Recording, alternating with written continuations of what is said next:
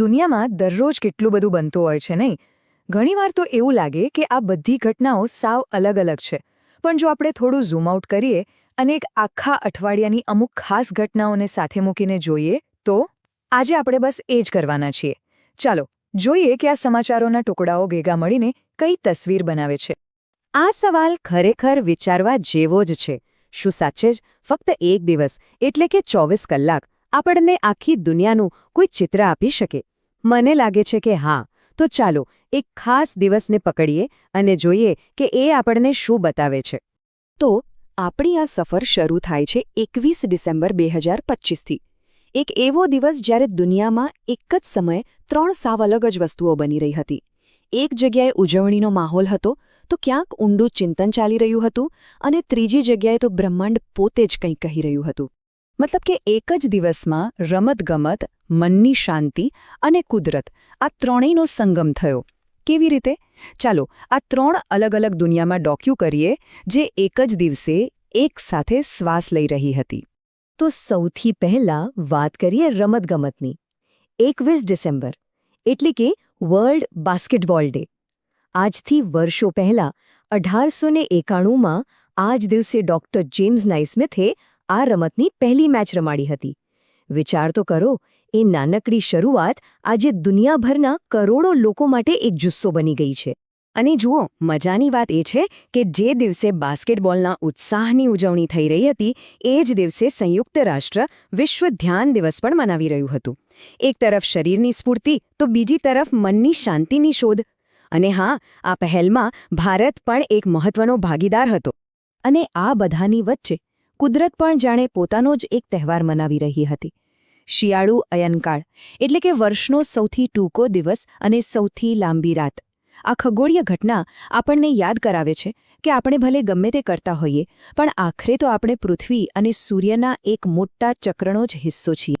તો ઉજવણીની દુનિયામાંથી હવે આપણે થોડું સ્મરણ અને સન્માનની દુનિયા તરફ જઈએ. ભારતમાં એક એવી ઘટના બની જે આપણને શીખવે છે કે ઇતિહાસને યાદ કરવો અને તેમાંથી શીખવું કેટલું જરૂરી છે. આ આંકડો જુઓ, 350. આ કોઈ સામાન્ય આંકડો નથી. આ શીખોના 9મા ગુરુ શ્રી ગુરુ તેગ બહાદુરજીના 350માં શહીદી વર્ષનું પ્રતીક છે. આ એક એવો પ્રસંગ છે જે બલિદાન, હિંમત અને શ્રદ્ધાની એક અનોખી ગાથા કહે છે. અને એમના આ મહાન બલિદાનને માન આપવા માટે હરિયાણાની વિધાનસભાએ સર્વસંમતિથી એક ઠરાવ પસાર કર્યો. આ કોઈ રાજકીય પગલું નહોતું, પણ એક ઐતિહાસિક ક્ષણને રાષ્ટ્રીય સ્તરે યાદ કરવાનો એક સામૂહિક પ્રયાસ હતો. અને આ વાત ફક્ત કાગળ પર નહોતી રહી. કુરુક્ષેત્રના ઐતિહાસિક સ્થળ જ્યોતિસર પર એક ભવ્ય કાર્યક્રમનું આયોજન થયું. ખુદ વડાપ્રધાનની હાજરીએ આ પ્રસંગનું ગૌરવ અને રાષ્ટ્રીય મહત્વ અનેક ગણું વધારી દીધું. તો જો એક તરફ ભૂતકાળનું ગૌરવભેર સ્મરણ હતું તો બીજી તરફ ભવિષ્ય માટેની તૈયારીઓ પણ ચાલી રહી હતી. ચાલો હવે આધુનિક ભારતના વિકાસ અને નવીનતાના 3 એવા ઉદાહરણો જોઈએ જે દેશની પ્રગતિની કહાણી કહે છે. અહીં 3 સાવ અલગ અલગ ક્ષેત્રો છે. એક છે કમ્યુનિકેશન, બીજું છે ઇન્ફ્રાસ્ટ્રક્ચર અને ત્રીજું છે આપણું પરંપરાગત જ્ઞાન. જોઈએ કે આ ત્રણે કેવી રીતે નવા ભારતના નિર્માણમાં પોતાનો ફાળો આપી રહ્યા છે. જમ્મુ અને કાશ્મીરમાં એકદમ નવા જ પ્રકારની પોસ્ટ ઓફિસ ખુલી, જેન ઝી પોસ્ટ ઓફિસ. હવે આ કોઈ સાધારણ પોસ્ટ ઓફિસ નથી જ્યાં ફક્ત ટપાલ મળે. આ તો યુવા પેઢી માટે એક ડિજિટલ હબ છે જ્યાં બેન્કિંગથી લઈને ઓનલાઈન શોપિંગ જેવી સેવાઓ પણ મળે છે. કદાચ આ જ પોસ્ટ ઓફિસનું ભવિષ્ય છે. હવે વાત કરીએ એક એવા પ્રોજેક્ટની જે આધુનિકતાને સીધી પ્રકૃતિ સાથે જોડે છે. ગુવાહાટી એરપોર્ટનું નવું ટર્મિનલ. આ ભારતનું પહેલું નેચર થીમ ટર્મિનલ છે.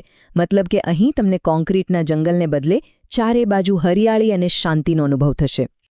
અને આ પ્રોજેક્ટ કેટલો મોટો છે એનો અંદાજ આ આંકડા પરથી લગાવી શકાય છે. આ નવું ટર્મિનલ દર વર્ષે 1.3 કરોડ મુસાફરોને સેવા આપી શકશે. આ આંકડો પોતે જ પૂર્વોત્તર ભારતમાં વિકાસની ઝડપ બતાવે છે. અને હવે એક એવું ઉદાહરણ જે આપણી પરંપરા અને આધુનિક વિજ્ઞાનને એકસાથે લાવે છે. વર્લ્ડ હેલ્થ ઓર્ગેનાઇઝેશન એટલે કે WHOએ આપણી ભારતીય ઔષધિ અશ્વગંધા પર એક ખાસ ટપાલ ટિકિટ બહાર પાડી. આ ફક્ત એક ટિકિટ નથી, પણ ભારતની હજારો વર્ષ જૂની ચિકિત્સા પદ્ધતિને વૈશ્વિક સ્તરે મળેલું એક મોટું સન્માન છે. પણ જ્યાં વિકાસ અને પ્રગતિની આટલી બધી વાતો થઈ રહી છે, ત્યાં દુનિયાની એક કડવી વાસ્તવિકતાને પણ ભૂલી ન શકાય.